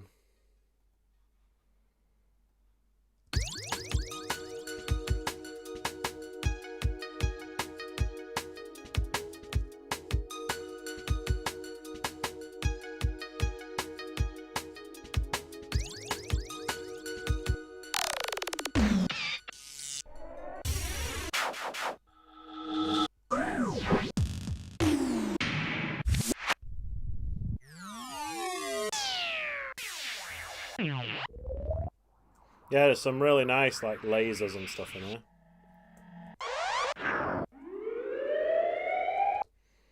Throw in the police, why not?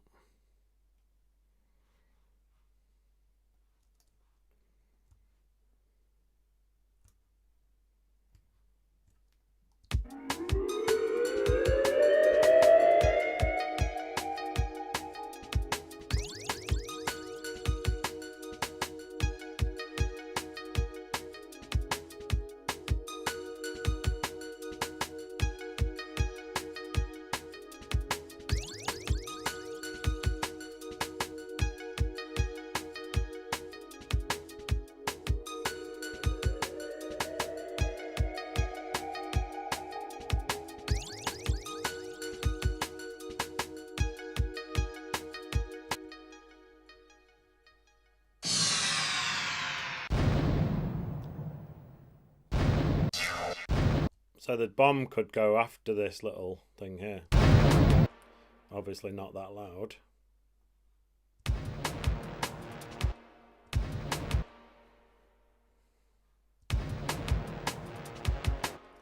Maybe I'll time stretch it shorter. Wait.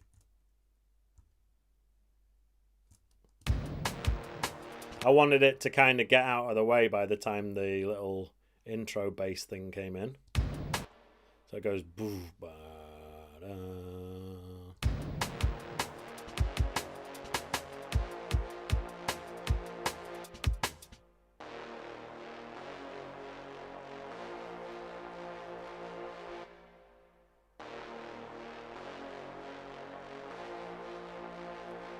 Cops again.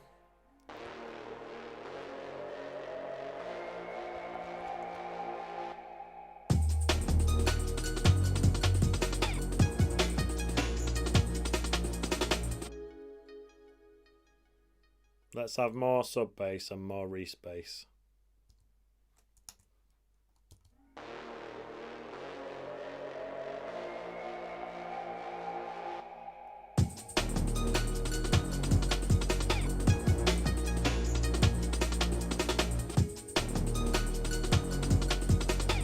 By the way guys, if this sound starts to mess up and sound distorted, just let me know in the chat.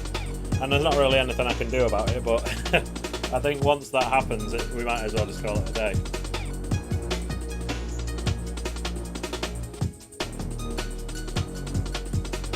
Anyway,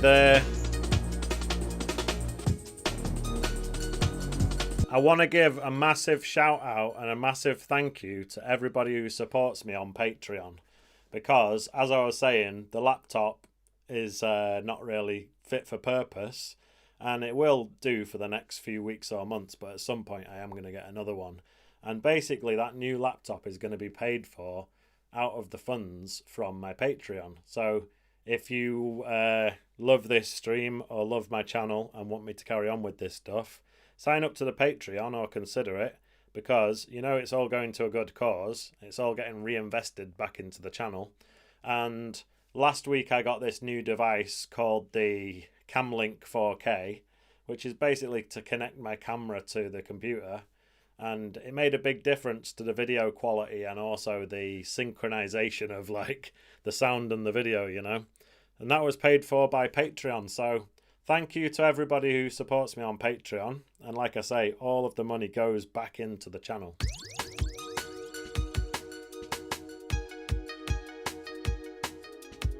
Yeah, so Ben's saying it's a great example of how having a relatively quiet section before the drop enhances the impact of the drop. Totally agree.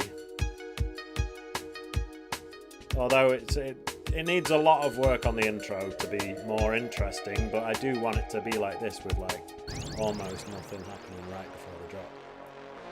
And I also want the drums to have way more impact. So I've just grouped the drums together.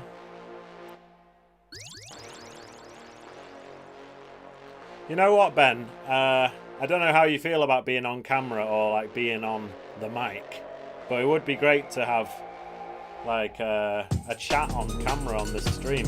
What do you think?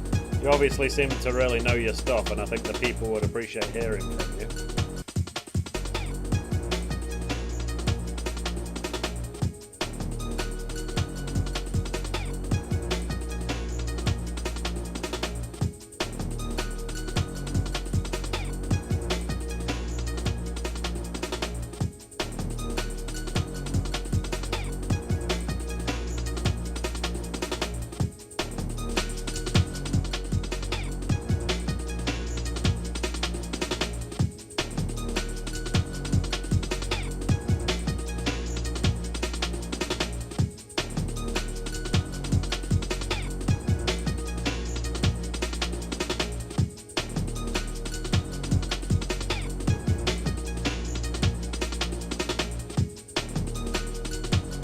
Ben says he's got a face for radio. So I'm just currently putting on some of my favourite things that I like to put on drums, including the glue compressor, the drum bus, and this Air Windows tape saturator. This little trio has kind of been tried and tested on my drum buses, so I like to put them on there. Sometimes it can sound a bit too much when it's like drums that were already sounding pretty dirty.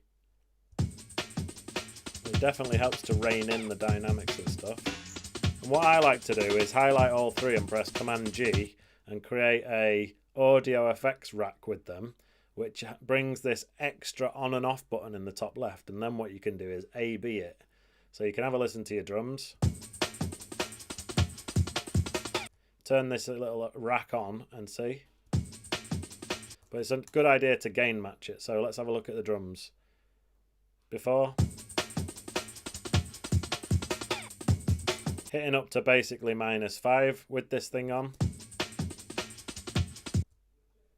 It's basically sounding similar, but you get an extra 4 dB of headroom.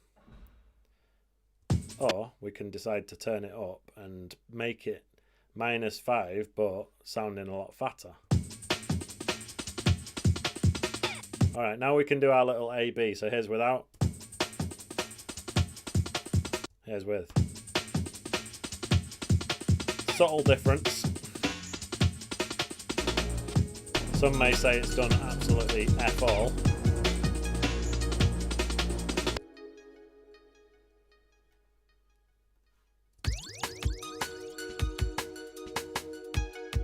So Clive was, I don't know if Clive's still here, but he was recommending reggae chords. Maybe I'll just do like one chord with far too much delay and reverb on it and that. I'll just do it like with an organ or an E-piano.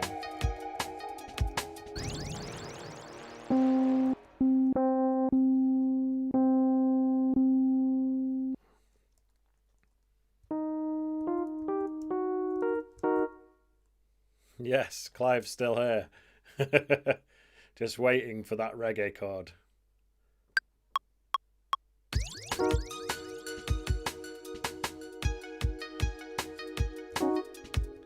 So I was thinking it could like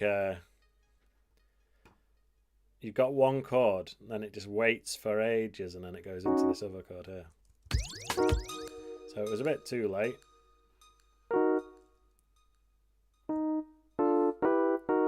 And a little fun fact for you. When I'm going on about using my computer MIDI keyboard, this is the keyboard I'm talking about, which is obviously wireless. And that little bit of Bluetooth latency means that whenever I play it, the things come a little bit late. But I quite like it because it helps me to make sure my notes are slightly swung off the grid, you know? Sometimes it's a bit too much though. But it definitely means I'm never going to be playing them early.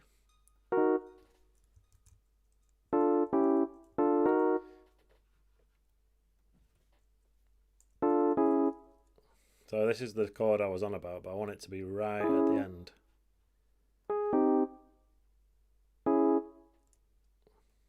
Where would it be?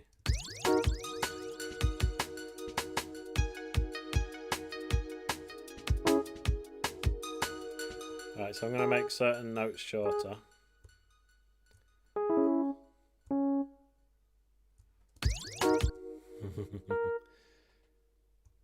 This has been a very experimental stream, you know. I usually have more of a clear idea of what I'm doing.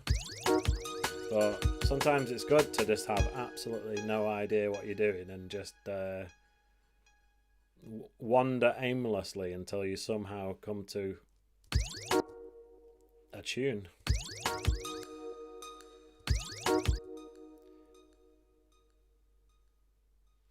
Take it easy, Gachi. Alright, so hybrid reverb, delay.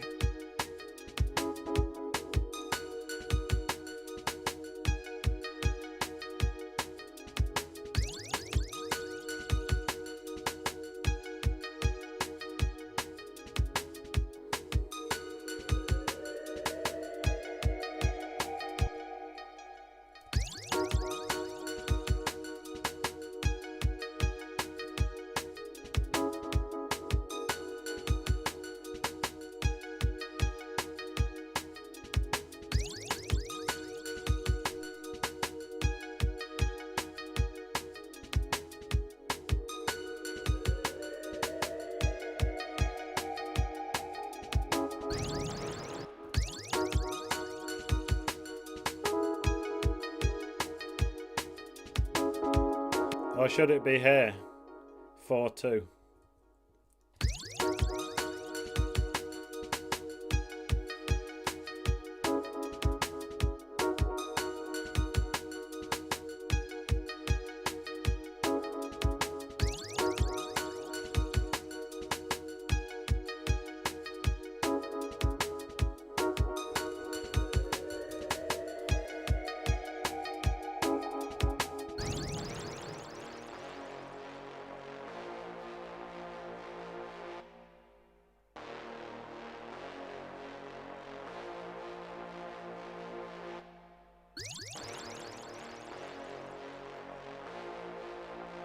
Do you guys know about OTT? So for the people who don't know what OTT is, it's actually the multi-band compressor that comes with Ableton Live, and it's just one of the presets. And if you put it on your sound, it sounds like this. It sounds like this. So let me turn this to 0. And then let me turn it to 100. Now it's important to gain match that, because obviously it just sounds louder. But here's with 0. It's hitting up to -19.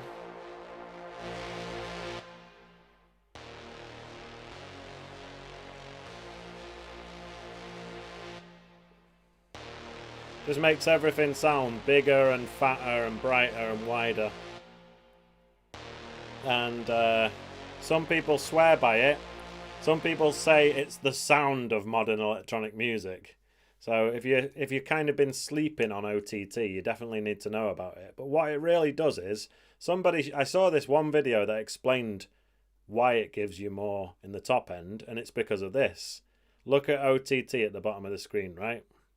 Now you'll see that the inputs are all set to the same, 5.2 dB across the board. So these are the bands of like low, mid and high. The inputs are all set to the same, but the outputs, you've got plus 10.3 dB on the low, then 5.7 on the mid, and then 10.3 again on the high. So you see that the output of the high end is set higher than the output of the mid. And that's the reason, one of the reasons why OTT kind of gives you a boost in your top end. And it's also just doing multi-band dynamics and just absolutely squashing the hell out of all three of those frequency bands. Alright, so XFA. Ben is saying XFA have made a free VST modelled on OTT for the people that don't have Ableton Live, so you can still have that sound.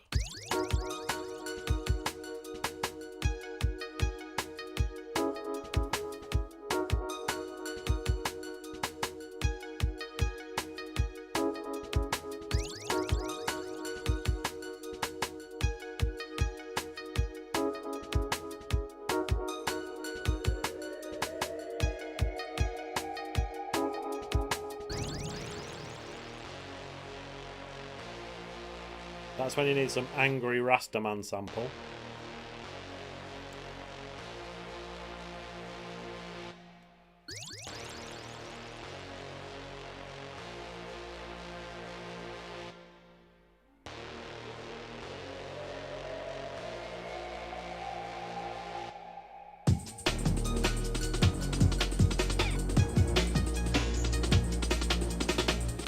Obviously this part doesn't need this pluck. This pluck's going to be somewhere else. In fact, I'll just delete it. And this 808 is for later, so I'll just drag that over there. So it's going to be like this. And not even the pad, or maybe the pad could just be more subtle. Let's remove the pad, put it over here, and hear how it sounds. Strictly drum and bass.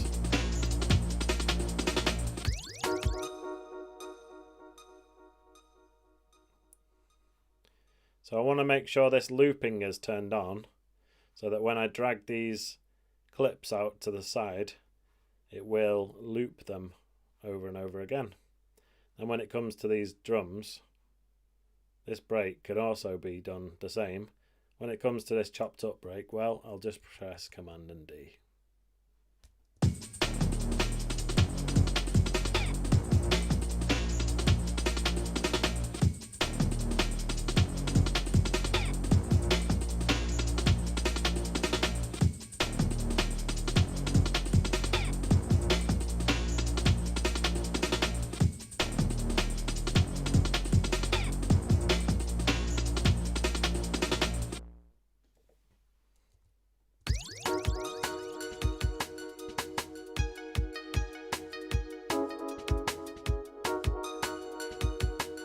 Should we try a bit of OTT on the E piano?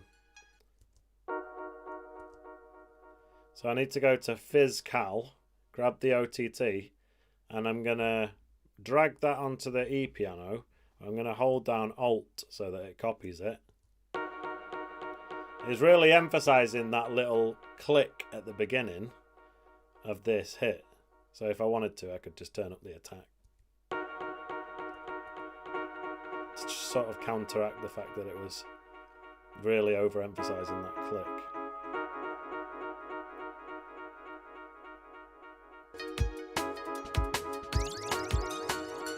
Right, so I'm not sure about the ping pong. Where is it?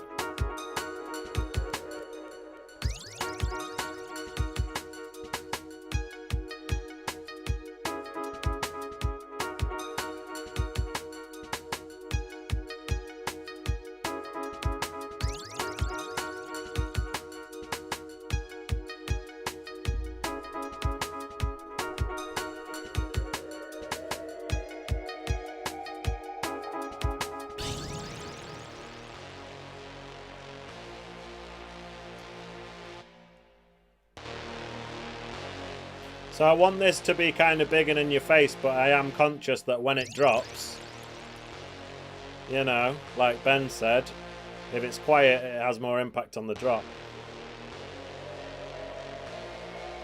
Oh, that's a great tip, Ben. So Ben was just saying, actually, I'm going to put Fizz Cal back down to -5. So Ben was just saying that if you're using ping pong delay, but you think it's a bit too much, that it's far right and far left. I'm not getting political, but you know what I mean. It's like panned hard left and panned hard right. You can use the echo instead and reduce the width of the ping pong, so it's just a little bit to the left and a little bit to the right.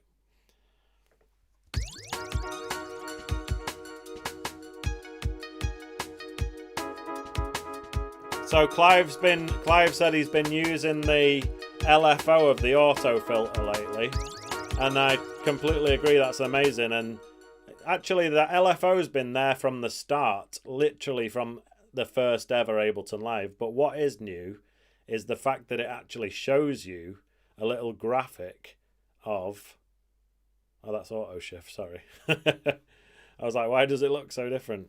Oh no, auto filter.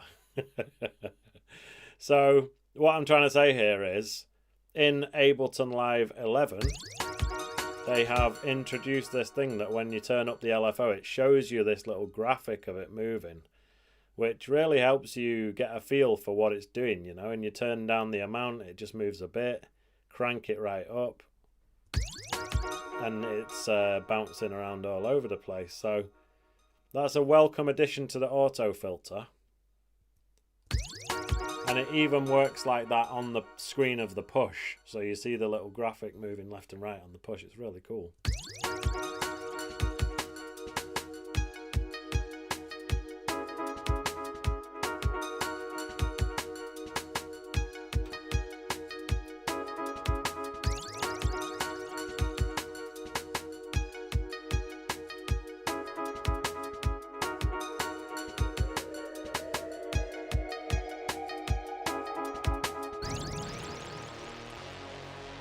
Definitely needs like the white noise riser or like a reverse crash going into that bit.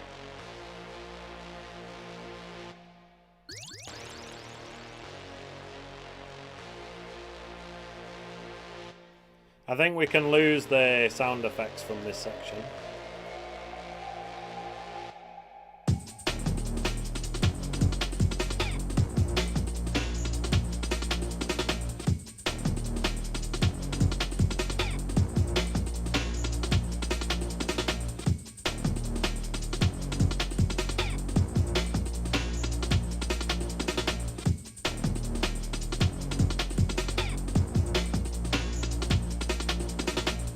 So anyway, as I was saying, if anyone's a beginner and you're thinking to yourself, I wish I knew how to use Ableton Live and I wish I could make a tune like that, all you need to do is go to djgrace.com and enroll in the Ableton Live Core Foundations course.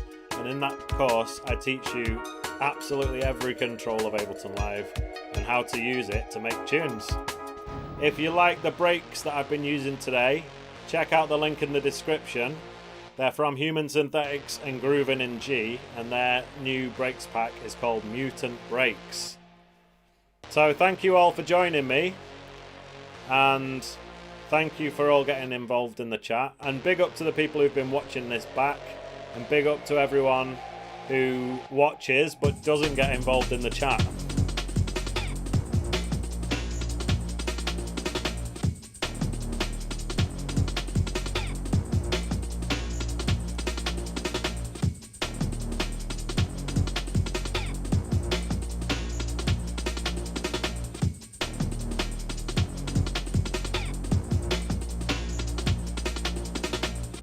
So have a great week, and I'll see you